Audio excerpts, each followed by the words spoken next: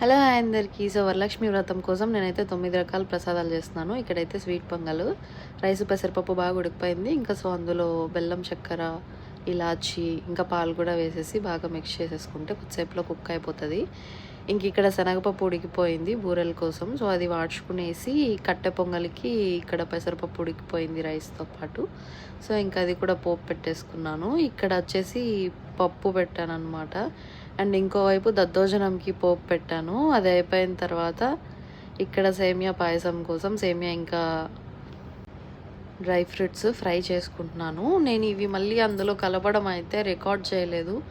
అంటే క్విక్గా వంట చేస్తున్నాను అండ్ ప్రతి దాంట్లోనూ అదొక పార్ట్ రికార్డ్ చేశాను. ఇంకా రైస్ పెట్టేసి ఇక్కడ పులిహోర కూడా కలిపేశాను. సో అది అయిపోయిన తర్వాత మినపవడలు వేశాను. మినపవడలు కూడా వేసేసి నేనైతే వరలక్ష్మి వ్రతం చేయట్లేదు, జస్ట్ పూజ చేసుకుంటున్నాను అంతే. మనం వ్రతం చేయకపోయినా యాజ్ టీజ్గా పూజ అయితే చేసుకోవచ్చు కదా. సో నేను వ్రతం ఎలాగూ చేయట్లేదు కదా అని 9 రకాలు ప్రసాదం పెడదామని చేశాను అనమాట.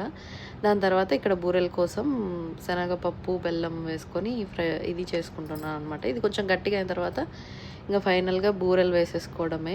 అండ్ నా పూజ ఎలా జరిగింది ఏంటి అన్నది నేను నెక్స్ట్ వీడియోలో అప్లోడ్ చేస్తాను. మీరేమేం ప్రసాదాలు చేస్తారో కామెంట్ చేయండి. వీడియోని లైక్ షేర్ చేయాలని మర్చిపోకుండా సబ్స్క్రైబ్ చేసుకోండి. బాయ్.